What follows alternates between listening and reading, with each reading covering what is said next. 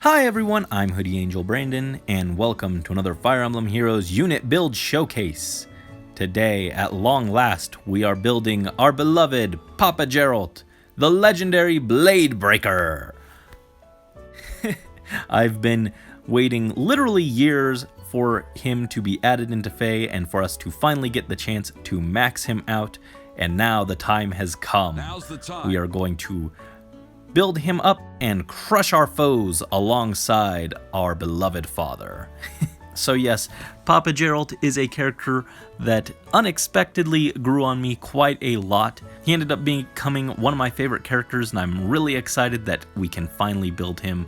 He was just super fantastic in Three Houses. I absolutely adored his relationship with Byleth, and I'm so happy he's finally here in FEH and we can build him up. His art is fantastic, and he also has one of my favorite voice actors ever. His voice is so good, especially for Jeralt. It's stern and comforting. The voice line about how he's got more to teach if I'll listen, and how I've made good progress sounds so fatherly and makes me so happy as someone who had a frankly terrible relationship with my own dad.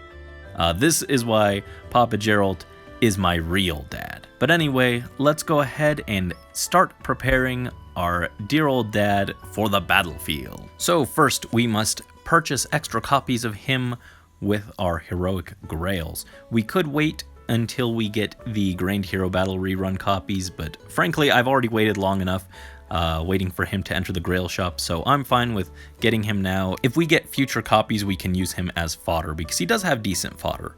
But for now, let's go ahead and just start spending some grails. All these grails are just for you, Dad.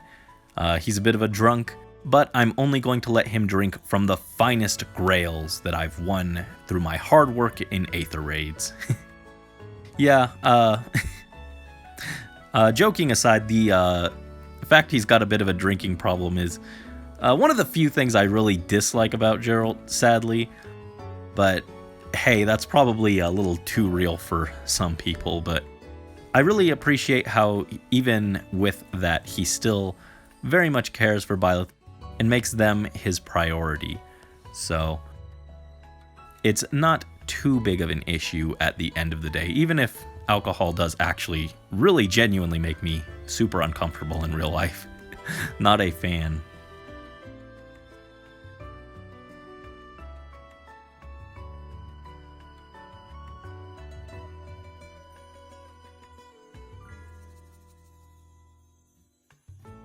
Number 10, and number 11. There we go.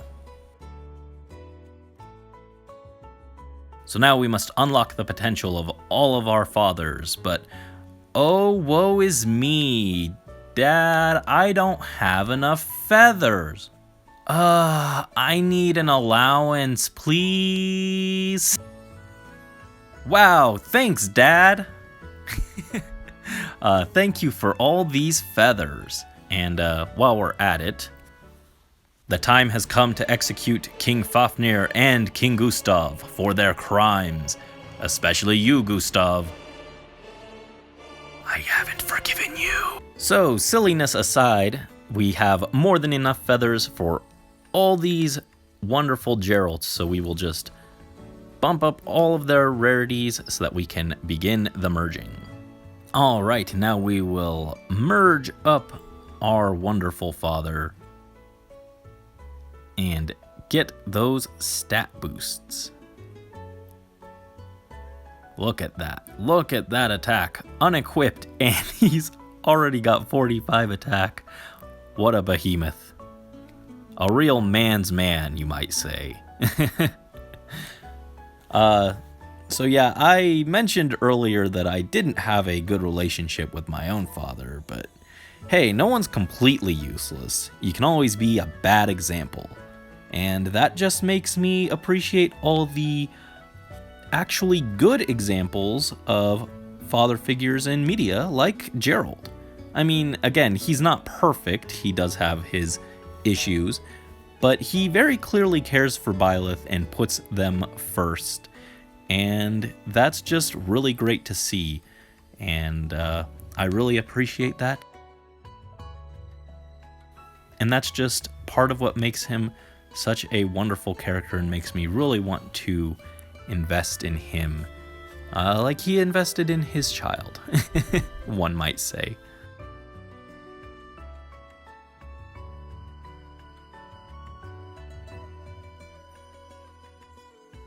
And I'm really glad that with all the Lance calves we've gotten, a lot of them end up kind of mediocre, and being a free unit, I was really expecting Jeralt to end up not so great, but I mean, like I said, look at his stats. For a free unit, he is pretty dang solid. I think he actually like outclasses Ducel, who is a 5-star unit, so that's A, wonderful thing for me, B, a sign of how bad power creep has gotten. But there he is, our Papa Jeralt in his prime, all powered up and ready to go. But how about a little bit of quality time with Dad? Let's go on a trip and get everything that we need for him. While we're talking stats, let's go ahead and give him his dragon flowers. Bump him up by 1 across the board. Every little bit helps, right? And for his trait, we are going to give him a attack asset. And we're just going to drop his speed, not that it matters since he's already merged. He will lose a little def in HP, hopefully no assassins try and take advantage of that or anything. But I figure he's already got monstrous attack, why not just give him a little more? Def wouldn't be bad either.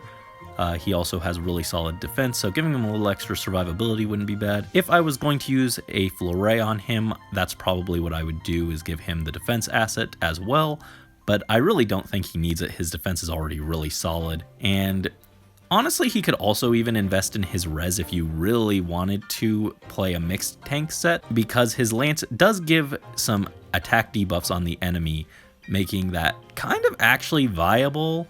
I wouldn't say it's the number one thing that I would think to do with him, but if you really wanted to, I think it could work. His res is actually shockingly salvageable, so again, the legendary Blade Breaker is just too OP. For his blessing, since he bears the crest of Saint Seros, I figure it's only fitting to give him the blessing that matches Saint Seros, the Anima Blessing. I also did consider going Water Blessing so that he could work with Legendary Byleth on Water Season, but I honestly like Anima Blessing the most for the aesthetics. And of course, for our dear old dad, we'd like to give him some fashionable accessory that he can wear. So let's pick out a nice accessory. I considered a few. Honestly, he doesn't have a lot of options that I think are particularly great. I was thinking about the Gladiator helm, but it covers him up a little too much. I'd like to see his face. There's also the Gatekeeper helm, but again, similar issue. But I think I like the Brave Headpiece EX from Lex. Looks like it has good utility and would actually keep him safe on the battlefield, which I think he appreciates, but we can actually still see him a bit, so we'll go with that. For his ally support, I was thinking that he and our dear Seteth could work together to give Byleth some guidance, so they would make a good pair of mentors for us. So we will have them form a support. And finally, we are going to do a little bit of shopping. Dad is going to take us to the store to pick up some toys. Funny enough, not for us, but for him. We are going to grab this Zeke combat manual. Hooray! Shopping trip with Dad! Now the time has come for Dad to brush up on his mercenary tactics and get some new skills. As always, we are starting off with the various movement assists. I am so tempted to use Leonie for this, even though honestly there is no real reason to use her. I just think it would be funny. But we will use Lex to get attack def push 1 through 3 and reposition. Everyone's favorite movement assist. We'll also grab our backup options of drawback and swap. And from Tanith, we are going to grab Harsh Command. And also Lofty Blossoms, I guess. I've literally been saving that for years for him, so I guess I'm going to make him take it. Even if he doesn't really need it. For specials, you guys know I love my Aether. And we'll also go ahead and grab Gale Force, even if it's not his best option, it still wouldn't be a bad backup to have for certain maps. To really leverage his cavalry movement, we'll go ahead and grab Attack Smoke from Kaze. And now for the more premium stuff. We are actually going to, in a ironic twist, use Byleth to improve his father. Don't worry, it's just like a teaching lesson. Professor Byleth is hosting a seminar, and Papa Jeralt had the time to drop by and check it out. So we are going to get him Ruptured Sky and Distant Counter. Next, we are going to grab that Zeke combat manual we just bought, and we're going to grab Attack Def Catch 4 and Lull Attack Def 3. It's not the most important B slot, but it could still have some kind of use. And now for the finale, we have these two kings. First up is King Fafnir, who will give us Rouse Attack Def 1 through 4. And now Gustav. Dear old dad, remember when I killed a king for you and I would do it again. We are going to grab Attack Def Near Trace and Attack Smoke 4.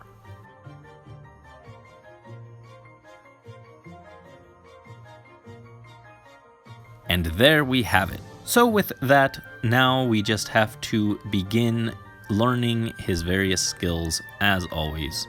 All right, Papa Jeralt is now all ready to go, and we can set up his build. And I still find it absolutely hilarious to look at him without anything equipped and see that attack stat that is just higher than a lot of units with their weapons. Truly, the Blade Breaker is an awe-inspiring presence. But now we are going to give him just one build, though I think we could easily set up that build into some offshoots, but I think we're just going to make one standard default build.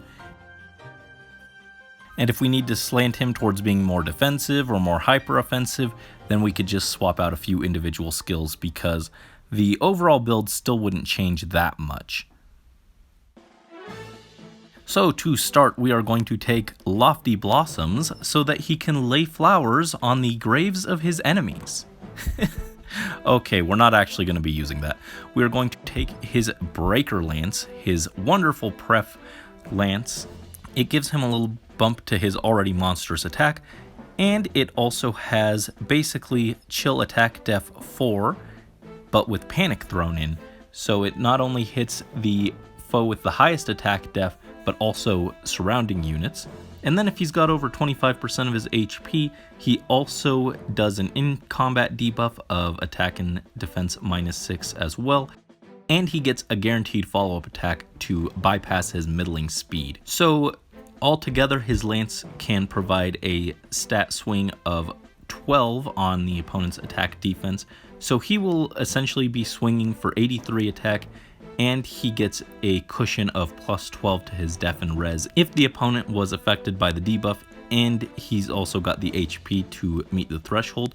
I do kind of wish that the in-combat debuff was just tied to the opponent having some kind of penalty or debuff for a little bit of added synergy and being able to save him if his HP was really low for some reason, but I do think it's not really a big deal. And it can be helpful because the chill effect can be a little finicky. It might not always hit the unit you want to fight, so he can still get those buffs just for keeping his HP up. For an assist skill, we can of course take Reposition, always great, and especially so on cavalry units to leverage their superior movement. But he could also take Harsh Command, just for if we use him in Arena, or to support his team a little bit more. In particular, it can be helpful since he can Harsh Command and then get out of the way so that the newly buffed unit can move in and attack. but we are just going to take reposition as his default because it's just always universally useful. For the special, we have a few different options. His default Dragon Fang isn't actually bad because his attack is just so high that even right now, without adding an A slot or a seal or anything, he would still be hitting for 35 extra damage when it triggers. But he also has the option for Aether to give him some sustain, which is actually pretty relevant when factoring in Breaker Lance needing that HP requirement. Or he could take Gale Force, though similar to Seteth, the main thing holding him back from being a really solid Gale Forcer is the fact that he does not have Slaying in his weapon. If his attack plus 3 was the Slaying effect, he would be a really solid Gale Force option, but as it is, I think he's just going to be a little too inconsistent to run that as his main strategy, but it's still a good skill to have as an option. You never know when you'll need it for a random Abyssal map or something, and he can just kind of clean up. For longer battles, the 5 cooldown count doesn't matter as much, but if you're trying to set him up for a turn 1 Gale Forcer and Aether raids, he's going to be a little too shaky for that, I think, just because of the lack of slaying. He could also take Ruptured Sky, and full disclosure, I have not run this skill on Byleth in a long time. I usually run Gale Force or Aether, so I got mixed up. I thought this scaled on your attack, but it's actually the foe's attack. Oops. I was thinking that you could run it to scale off of his really high attack. The fact that it's only 20% versus 50% would be offset by the lowered cooldown, and you would get bonus damage against dragons and beasts. But that's not quite the case.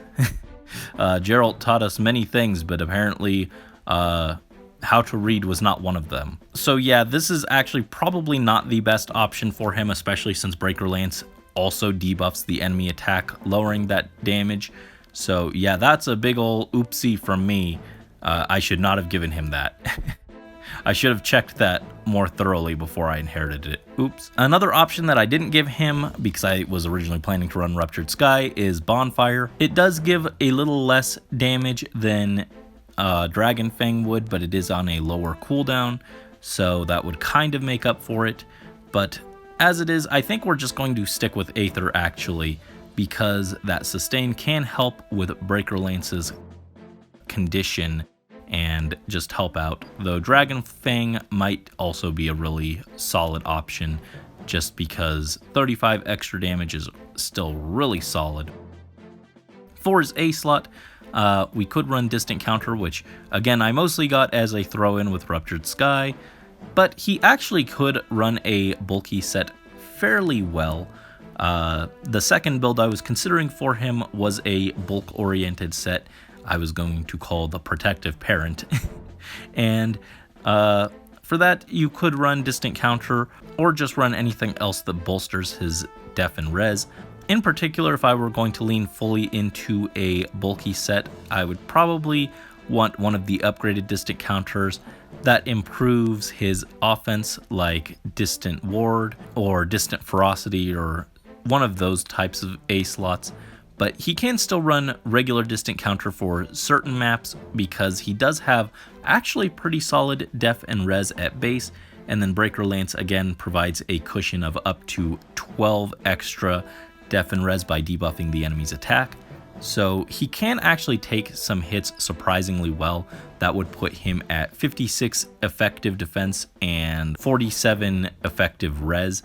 So he would actually be able to take a hit here and there. Again, not his ideal setup in my opinion, but it is an option if you really wanted to lean into the defensive niche. But for his other A-slot options, just anything that bolsters his attack is fantastic, and getting some extra bonus defense, since that's also high, is also pretty solid. So something like Attack Def Push 4 would be great. We only have 3, but in the future, Attack Def Push 4 could be helpful. It does kind of counter with Breaker Lance, but it doesn't have any like positioning requirements or requirements on the enemy's HP or debuffs or anything like that. So it could be a solid all-rounder option, especially if you don't like playing solo skills like me. But his native attack def catch is actually pretty perfect for him. It synergizes with Breaker Lance and just gives a very easy stat boost And then since we got attack def catch 4, he gets even more stats on top of that. And since I expect him to be leading the charge and initiating with his superior cavalry movement, it won't be surprising if the foe's HP is at 100%, so he will be automatically getting that extra 2 bonus attack def as well. But some other options would be something like attack def solo if you really like playing solo skills. He will probably end up on his own a lot anyway, so the positioning won't matter too much. And another interesting option would be Sturdy Surge for longer battles, but that will leave him a little more vulnerable on enemy phase versus running something like Catch, which can trigger on both phases. He could also run Heavy Blade, especially if you want to run a Gale Force build.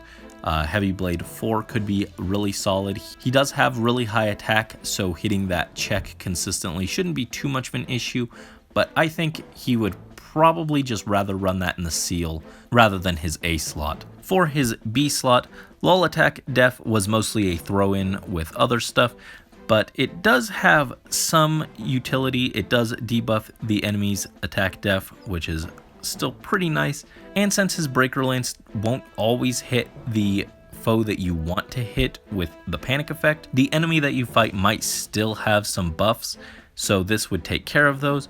But I think that usually his lance will be able to take care of that for you and not have you worry too much about it, unless the enemies are already super spread out. So I think a more consistent option would be to take AD Near Trace, which just gives the same attack def -3 on the foe and gives him Canto remainder +1, which is just super powerful, lets him position better, lets him reposition an ally and then get out of the way. A lot of utility there. Another option would be something like a flow skill to help guarantee those follow-ups, but Trace is just a fantastic pick overall. It's going to have a lot of utility, and I don't think Jeralt getting those guaranteed follow-ups is the most important thing in the world, because he does hit so hard already, so that even if his follow-up gets denied, he's still going to be taking a huge chunk off the enemy and then just retreating out of the way. So I really do like the Canto on him. For his C slot, as usual, pretty flexible.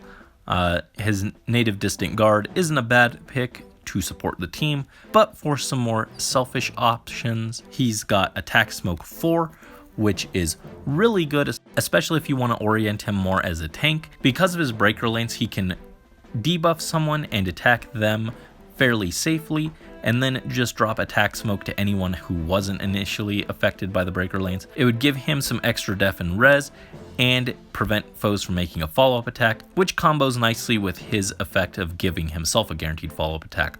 So a lot of utility there, though it does have a little bit of overlap with breaker lance. The attack debuff can be a little redundant. But another option is Rouse Attack Def 4, which I think is really nifty for a more offense-oriented setup. It does require him to not be adjacent to an ally, which is a little finicky, but getting Attack Def +6 for even further stat swing and getting Null Panic seems really solid. Both are kind of imperfect fits, I think. This needs him to be solo, and Attack Smoke has a little bit of overlap with his breaker lance, but both are great options for different scenarios. I like the Rouse Attack Def a little bit more just to stat ball a little harder, but he will have to kind of be off on his own for at least one turn to trigger that. A little unfortunate, but not the end of the world. And then finally for his seal slot, there are a bunch of different options. One that I think always comes up that is a really good fit would be Mystic Boost. In particular this time around though, it's super helpful for making sure that his HP threshold stays up to get the second half of his lance. But even beyond that, I think that just running something that gives him a lot of extra stats is good. If he's running like Sturdy Surge, you could take something simple like Sturdy Blow to just give a little bit more attack defense. Death Blow could just give more raw damage. Like I mentioned earlier, Heavy Blade would be an option to speed up Aether or Gale Force. If you're going full in on Attack Def solo and like Rouse Attack Def, then the Attack Def solo seal would be great. But a really fantastic seal is Attack Def Catch, which just combos with his own native Attack Def Catch and just compounds that. You'll be able to trigger it anyway since you're already triggering it for his A slot, so you don't have to worry about the positioning or anything. Just a very solid option. So that is what we are going to go with. But again, you could just slant him more towards offense with something like Sturdy Surge and say Heavy Blade, or more towards defense with Aether, DC, and Attack Smoke. So he is fairly flexible, but most his options do want to lean into his attack and defense and bolstering those. Or again, you could try and bolster his res a little bit if you want to run a more defense-oriented build, but I think leaning into his attack and defense is just best. They're already super high. So there he is, looking very solid. By debuffing the enemy's defense by up to 12, and then getting an extra 6 attack, that's effectively 18 extra attack, plus the 9 from Attack Def Catch 4, and the 5 from Attack Def Catch 3, and the -3 on the foe thanks to Near Trace, he can effectively hit 106 attack. Again, you could tinker with this a little bit. This is a little more offense leaning. Attack Smoke 4 might be a little better because of the raw utility it provides, but he is semi-flexible, I think, in how you want to approach him. Generally, just pump up his attack and defense, and I think you'll do fine with him. And now, to test him out, we are going to bring our dear Professor, the Enlightened version. I think it would be cool for Papa Jeralt to see just how far his son has come. And then we are going to bring Sedith to oversee this Garrig Mach expedition. And then in the last slot, we are going to bring Papa Garen in the hopes that maybe some good parenting techniques will rub off on him. For the allies, real quick, nothing too fancy on their builds. Byleth is running his Windsweep nuke set. Sedith is running an offensive build, and Papa Garen is running a defensive set. But the main goal is to just have Papa Jeralt run in and blow enemies up. Alright, we are here in Arena Assault to quickly test Jeralt out, and here we have a pretty high scoring team, and they had a Fae lead, which didn't seem that intimidating, but they are also backed up by a legendary Fae, who does seem a little more daunting, a Claude, and a Deirdre, so going to be a little tricky. We probably want to try and snipe Deirdre and then tank the rest, but we are going to start with, alright, so we are going to have Garen reposition Jeralt up to preserve some of his movement so that he can canto out of the way, and we are going to break this wall and then just move out of the way like so, and we'll pull the Professor and Sedith up a little closer as well. But yes, Deirdre is our main priority target. We want to take her out like this, just one-shot her, no issues, and then we'll move out of the way, and we'll also move the rest of our units over as well. And now we can just destroy Claude. Those Breaker Lance debuffs are pretty good, and also with Jeralt now being solo, he's getting even more power from his Rouse skill. Do have to keep in mind the positioning with him while using the Rouse skill, so Attack Smoke might be a better autopilot option. But now we are going to pull him back ever so slightly. I'm going to move Sedith out of the way because I prefer not to buff him if possible, just to see just how good he is on his own in combat. But we will let Fae attack into us, and actually this Fae is built for let's try and actually not tank our way through these two. We'll try and see how good Jeralt does initiating on his own. Well, now he triggered Breath of Blight. That's unfortunate. Yeah, but Jeralt could easily destroy this Fae even without the Breath of Blight help, so not too bad. I just want to see how good Jeralt is doing on offense, because tanking dragons is kind of the ideal way of dealing with them, so you don't see as much of Jeralt's actual potential if we just tank our way through it. And now we cannot quite kill the Fae due to the miracle effect that she has. We would absolutely destroy her, but that miracle will save her, unfortunately.